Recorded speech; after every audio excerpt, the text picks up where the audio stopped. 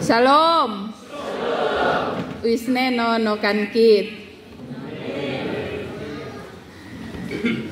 Saudara-saudaraku yang kekasih, kembali kita berjumpa setelah 8 tahun.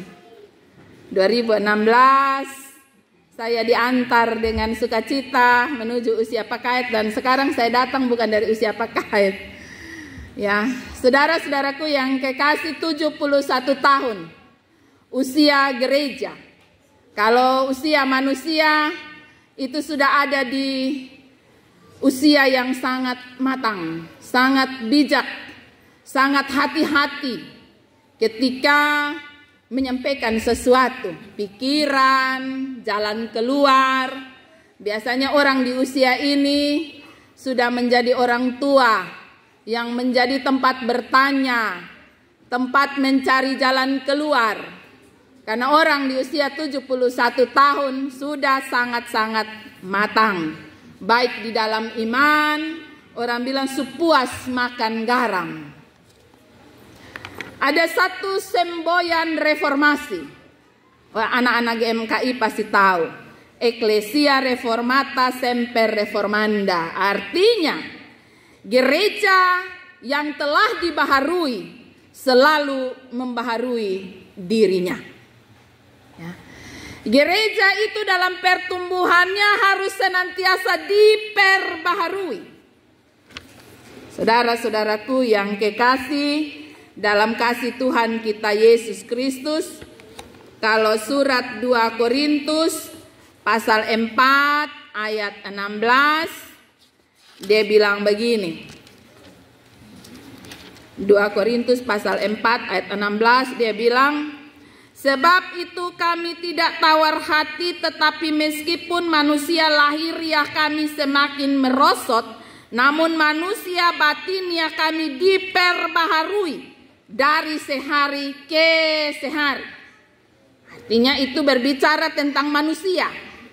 Manusia itu tidak bisa disangkali. Mau operasi plastik model kayak apa, ju mau samer tiap hari, ju dia tetap akan bertambah tua setiap hari. Ya, biar taruh gigi palsu, ju tetap dia akan bertambah tua tiap hari. Artinya secara fisik akan merosot.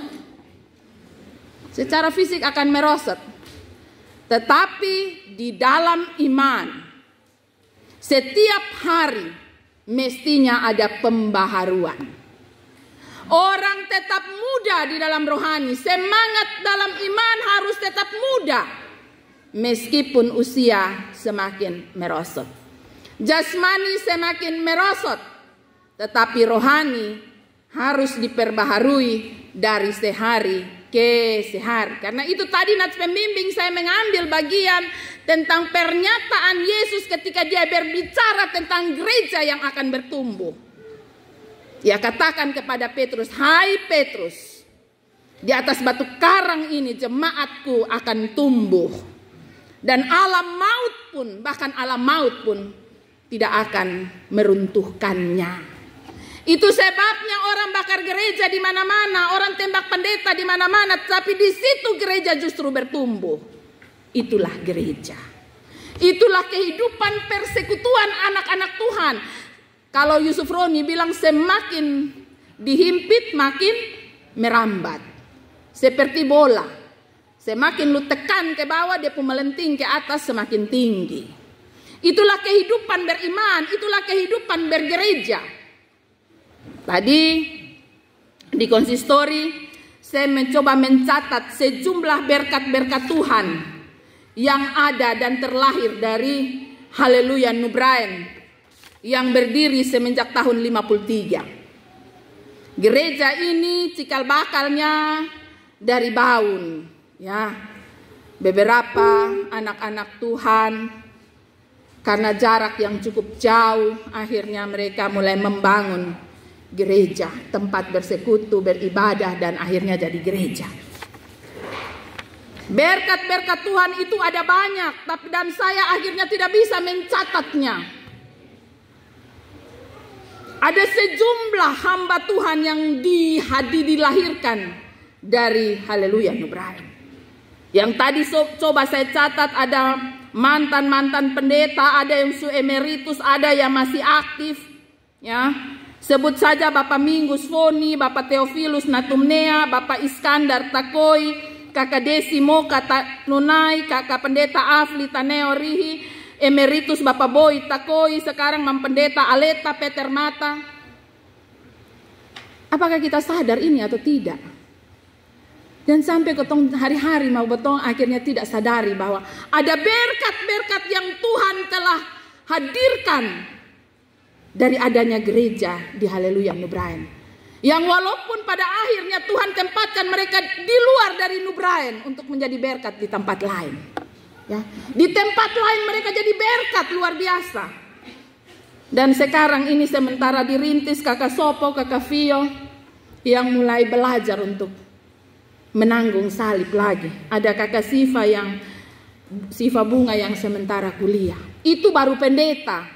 Tadi saya coba catat yang sugenggeng, genggeng ini dalam arti tentara dan polisi. Ada Kakak Dekris Mata, ada Kakak Devi Takoi, ada Kakak Erlon Foni, ada Kakak Rexi Baok. Dan mungkin kita tidak mencatat beberapa nama. Guru-guru tua di sini pasti itu dong pemurid dong. Ya. Tadi saya mau coba catat, tadi ini Mama bilang, Mama kalau mau catat dengan guru nanti kami tidak bisa catat kes habis kebaktian orang sutunggu di depan. Yang sudah jadi guru seberapa banyak. Ya. Belum yang jadi lain-lain, terlalu banyak. Sadarkah kita akan hal ini atau tidak? Bahwa gereja di tempat ini, persekutuan bergereja di tempat ini, doa-doa yang terbangun di tempat ini telah melahirkan begitu banyak berkat di tempat lain. Itulah kehidupan bergereja. Kehidupan yang mana setiap hari ada yang harus dibaharui, ada yang harus dibangun, ada yang harus dibentuk, ada yang harus diperhatikan pertumbuhannya. Bukan sekedar sebuah selebrasi, ya, sebuah perayaan. Kemarin kapan hari ketika Mam Pendeta mencoba menghubungi saya bilang, Mama kirim tema. Mama bilang, ekspresikan syukurmu. Ini ekspresikan ini syukur ini dengan cara apa, Papa Mama? Saudara-saudaraku yang kekasih, cara mengekspresikan syukur ini ada banyak. Yang pertama seperti yang kita lakukan hari ini, ya, sebuah bentuk perayaan. Ada persiapan tari-tarian di depan, ada kue yang begitu luar biasa, ada semangat yang begitu luar biasa. Saya bilang, aduh, tadi saya masuk, saya bilang, aduh, saya lupa tanya dress code. So kalau saya tanya dress code mungkin saya Jumeirah menyala. Ya. Itulah sebuah ungkapan kebahagiaan, ungkapan syukur, ungkapan yang berupa selebrasi. Sebuah bentuk perayaan. Itu baru satu. Ada banyak cara mengekspresikan syukur. Yang kedua, mengekspresikan syukur itu ialah dengan melakukan introspeksi, ya, evaluasi diri. Perjalanan setelah 71 tahun ini, sampai di mana ini Haleluya Nubraen? Terus ke depan nih kita mau jalan menuju mana? Mau bawa ini Haleluya pi mana? Apakah kita masih punya semangat untuk bergandengan tangan membawa gereja ini menuju kedewasaan yang mandiri secara finansial dan mandiri secara teologi? Ataukah ketong masih bikin sah? Yang ketiga, kita kembali diingatkan sebagai gereja bahwa panggilan kita adalah sebagai penabur. Tidak boleh lupa, terutama ini para presbiter, pengurus-pengurus kategorial fungsional. Panggilan kita seperti penabur dalam perumpamaan Tuhan Yesus. Engkau harus terus menabur. Entahkah itu nanti jatuh di pinggir jalan, entahkah itu akan jatuh di semak belukar, entahkah itu akan jatuh di tanah yang subur. Tapi tugasmu adalah menabur. Taburkanlah benih tanpa henti. Karena untuk menumbuhkan, yang punya gereja yang akan menumbuhkannya. Yang punya gereja yang akan berproses terhadap benih yang harus selalu tiada henti kita taburkan dalam kehidupan bergereja. Yang berikut, gereja pun harus terus membenahi diri. Kita selalu ingat dan harus selalu mengingatkan diri kita bahwa gereja ini bukan berbicara tentang hal-hal lain. Gereja berbicara tentang sola fide. Gereja berbicara tentang sola gratia. Gereja berbicara tentang sola scriptura. Hanya iman, hanya anugerah, dan hanya atas firman Tuhan. Gereja yang disampaikan oleh Yesus kepada Petrus bahwa bahkan alam maut pun tidak akan meruntuhkan gereja. Ketika kita berdiri di atas hal yang kuat ini, maka gereja ini akan terus berjalan dalam kedewasaan iman. Hal yang berikut, kita juga tidak boleh lupa bahwa gereja punya panggilan untuk mendatangkan damai di bumi seperti di sorga. Jadi jangan tunggu mati baru kau rasakan sorga, jangan. Karena gereja punya tanggung jawab untuk menghadirkan sorga di bumi. Orang-orang yang ada dalam persekutuan berjemaat di Haleluya Nubrain harus merasakan kedamaian, sukacita. Merasa penuh rasa syukur, wih puji Tuhan. Beta anggota gereja, beta anak Tuhan. Harus ada itu perasaan. Karena percuma orang bergereja kalau kehidupannya seperti neraka. Ya, dia tidak merasa damai. Pulang gereja masih kokoh Alkitab subakalai. Wih ini neraka ini. Ya. Padahal doa yang Tuhan Yesus ajarkan kepada semua orang. Jadilah kehendakmu di bumi seperti surga. Itu panggilan. Ya, panggilan bergereja. Yang berikut, dalam ekspresikan syukur ini, kita harus tetap juga belajar untuk tetap menjaga, memelihara kawanan domba. Kita bersyukur ya. Merbaun masih 100% masih ya, puji Tuhan. Kita berada di daerah 100% gemit. Belum ada yang dicemari. Tapi coba di tempat lain. Godaannya besar. Tantangannya besar. Ya. Ibarat orang mengail dalam tacu orang lain. Ikan yang sudah di dalam tacu orang bisa mengail. Bayangkan. Ya. Karena itu bukan berarti bahwa kita merasa aman dan tenang, kita ada dalam zona nyaman. Jangan.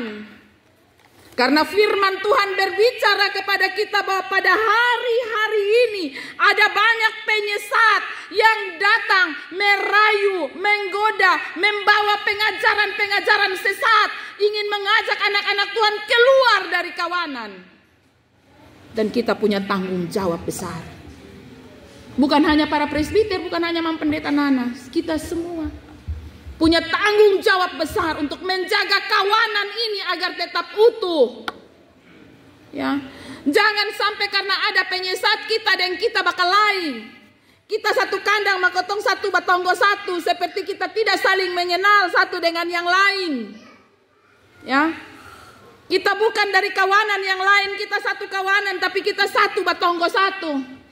Ya, kita satu seruduk satu. Kita tidak mau orang lain menjadi lebih baik. Saudara-saudaraku yang kekasih, hari ini kita datang dengan mengucap syukur. Kita datang dengan mengakui kehidupan kita dan panggilan kita sebagai anak-anak Tuhan. Orang Kristen harus selalu bersyukur dalam segala hal. Kenapa? Paulus dalam setiap suratnya dia selalu mengungkapkan, berucaplah syukur senantiasa. Filipi 4 ayat 4 dia bilang bersukacitalah senantiasa. Sekali lagi kukatakan kepadamu, bersukacitalah. Dia selalu mengharapkan anak-anak Tuhan itu memiliki sukacita, rasa syukur atas segala yang dijalani dalam hidup ini. Kenapa? Papa mama, ada manfaat kalau kita hidup dengan ucapan syukur. Kalau bangun pagi kita coba tes 10 hari, kok 3 hari. Begitu bangun pagi langsung doa, ucap syukur, terima kasih Tuhan, saya masih bangun. Ada orang kan yang tidur son bangun toh. Nah, jadi kalau masih buka mata, terima kasih Tuhan, saya masih bangun. Pegang di sebelah, terima kasih Tuhan, dia juga masih ada. Keluar kamar lihat anak-anak dong di dalam kamar, terima kasih Tuhan, dong semua masih ada. Ya. Papa mama, mungkin saya pernah cerita di sini. Waktu saya masih tugas di Rote, satu kali pagi-pagi sekali kami dikejutkan oleh informasi bahwa sekretaris gereja saya punya suami. Malam itu kami masih mete orang mati, pulang sama-sama. Kemudian kita ke rumah masing-masing. Tapi begitu pagi hari, istrinya bangun, suaminya tidak bangun lagi. Dan mulai saat itu saya semacam trauma. Jadi setiap kali bangun pagi saya langsung taruh tangan di bepejek penghidung. Masih ada kok. Ya, karena trauma. Ya, saya menyaksikan betapa kesedihan yang sangat dalam dari sang istri. Karena menurut dia suaminya tidak bilang apa-apa, tidak cerita apa-apa, dan bangun pagi suami susun ada, tidur basa-belah suami susun ada. Dan karena itu saya mau bilang bahwa ketika kita tahu mengucap syukur, maka hati kita senantiasa dipenuhi dengan sukacita. Orang yang hatinya dipenuhi dengan sukacita, sikapnya selama 1 hari itu berbeda. Ya. Ketika kita bangun, kita berdoa, kita ucap syukur, terima kasih Tuhan, maka hati kita dipenuhi dengan sukacita. Maka setiap masalah kita mampu mengatasinya dengan sukacita. Tapi orang yang tidak tahu mengucap syukur, mulai dari bangun pagi hanya gara-gara korek son ada, koson bisa bikin api saja, masalah sampai sore. Ini gara-gara korek api saya yang harga 1.000 di kios. Jadi masalah, ya. Karena bangun pagi dia tidak mulai dengan mengucap syukur. Yang kedua, orang yang selalu mengucap syukur dia mampu mengenali setiap karunia Allah dalam hidupnya. Dia mampu lihat. Orang yang tidak tahu mengucap syukur, ya, biar su beli memang baju Natal dari Inhari, dari hari pasar kemarin, tapi dia tetap tidak melihat bahwa itu adalah anugerah Tuhan. Masih saja kurang. Minggu depan sepatu lah yo, baju su ada mah, sepatu belum ada. Orang yang tahu mengucap syukur dia mampu melihat kehadiran Allah. Dan karena itu akan terbawa dalam kesehariannya. Orang yang tahu mengucap syukur memiliki hati yang gembira. Dan papa mama, hati yang gembira itu sesuatu yang luar biasa. Karena Amsal 17 ayat 22 bilang hati yang gembira adalah tahu semua tahu. Karena itu milikilah hati yang gembira supaya jangan kepala sakit, jangan sakit parut, segala macam sakit habis. Duduk lama-lama bangun lutut son bisa. Gantong kaki sabantar kaki subangka. Waktu pesta heko mama ame sayur sa. Dokter sularang. Karena hatinya tidak selalu gembira. Kalau hatinya gembira, maka itu adalah obat yang mujarab. Ya, hati yang gembira adalah obat yang manjur. Obat yang manjur ini berarti obat yang paten. Ini obat yang paten dari spesialis. Milikilah hati yang gembira. Ketika orang memiliki hati yang gembira, itu datang dari rasa syukur yang ia miliki dalam hidupnya. Sehingga walaupun ia mengalami sakit, ia bersyukur, terima kasih Tuhan. Engkau memberikan aku sakit, supaya aku ingat Engkau. Ia tahu mengucap syukur. Terima kasih Tuhan, Engkau memberikan persoalan begini besar dalam rumah tanggaku, supaya aku datang kepadamu. Karena ketika aku tidak mengalami persoalan, aku menjauh daripadamu. Saudara-saudaraku yang kekasih dalam kasih Tuhan kita Yesus Kristus, firman Tuhan bilang begini, hendaklah kamu berakar di dalam Dia, dibangun di atas Dia, bertambah teguh di dalam iman yang telah diajarkan kepadamu, dan hendaklah hatimu melimpah dengan ucapan syukur. 71 tahun ini dia pu akar son main-main lain. Gereja haleluya Nubrain telah berdiri di atas akar yang kuat. Gereja ini tidak bisa diganggu lagi. Tetapi apakah orang-orang yang terbangun di atasnya mampu memiliki iman dan keteguhan hati yang sungguh kepada Tuhan atau tidak? Ayat 8 bilang hati-hati. Hati-hati. Karena mungkin Nubrain ini masih 100%, tetapi HP yang ada di genggaman akan mengganggu kita. Berbagai ajaran-ajaran sesat, berbagai filsafat-filsafat kosong, pikiran-pikiran yang membawa kita pada pikiran-pikiran hayalan yang menyesatkan, akan merusak moral, iman dan percaya kita.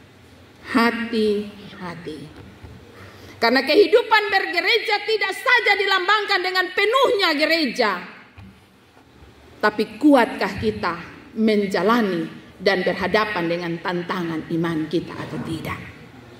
Saudara-saudaraku yang kekasih, kita diingatkan dalam ayat yang ke-11 bahwa saya dan saudara sebagai umat Tuhan telah disunat dengan sunat Kristus, yaitu penanggalan akan tubuh yang berdosa. Ingat itu. Saya dan saudara, kita telah disunat oleh sunat Kristus. Dengan kematian Kristus, Ia menanggalkan segala dosa kita. Karena itu Paulus bilang, aku melupakan apa yang ada di belakangku dan memandang kepada apa yang ada di hadapanku, dan berlari, bukan jalan, berlari menuju tujuan. Aku telah mengakhiri pertandinganku dengan baik, dan sekarang mahkota telah tersedia bagiku. Sebuah pengakuan bahwa di sepanjang hidupnya ia tidak bilang bahwa dia bukan orang yang begitu suci-suci amat. Tapi dia bilang, aku telah menanggalkan manusia lama. Aku telah melupakan apa yang ada di belakangku. Karena Kristus telah menyunatkan aku. Telah membuat aku harus menanggalkan segala kelemahanku. Segala yang tadi aku banggakan, semuanya adalah sampah. Karena bagiku, Kristus adalah kemenanganku. Ya. Saudara-saudaraku yang kekasih, khotbah sudah cukup panjang. Catatan saya masih banyak, ingkar mana nih. Kekasih Tuhan sekalian, saya dan saudara terpanggil bukan hanya untuk sekedar melakukan sejumlah ibadat. Tetapi saya dan saudara sebagai gereja terpanggil untuk sungguh-sungguh hadir secara nyata dalam kehidupan bersama kita. Dimanapun kita berada, orang akan melihat bahwa itu anak Tuhan. Cek dia dari mana, dia jemaat mana. Anak Nubrain. Satu kebanggaan. Dan itulah cara kita bersyukur kepada Tuhan. Ketika kita ada dalam ulang tahun yang ke-71 ini, gereja mestinya melahirkan sikap-sikap yang mempermuliakan nama Tuhan. Karena kita hidup hanya anugerah. Kita tetap berjalan karena iman. Dan kita berdiri di atas firman Tuhan. Dan disitulah gereja bertumbuh. Disitulah gereja terus membaharui dirinya. Disitulah anak-anak Tuhan sedang mempermuliakan nama Tuhan. Dan sedang menaikkan syukur yang benar kepada Tuhan. Selamat ulang tahun yang ke-71. Ya, luar biasa. Gereja berkembang dengan begitu luar biasa, dan ini menjadi sebuah sukacita tersendiri bagi saya ketika saya hadir. Terima kasih Mama Nana untuk pelayanan yang luar biasa, membangun gereja ini menjadi gereja yang senantiasa mempermuliakan nama Tuhan. Terima kasih para presbiter. Ada 33 presbiter ya, kalau saya tidak salah catat, yang luar biasa, bersama dengan 152 kakak yang ada di Nubrain, bergandengan tangan membangun persekutuan, saling mendukung. Ini adalah sesuatu kekuatan, potensi yang sangat kuat sekali, yang akan terus membawa gereja ini terus berjalan di atas iman sampai Tuhan datang. Selamat ulang tahun, Tuhan Yesus memberkati. Salam.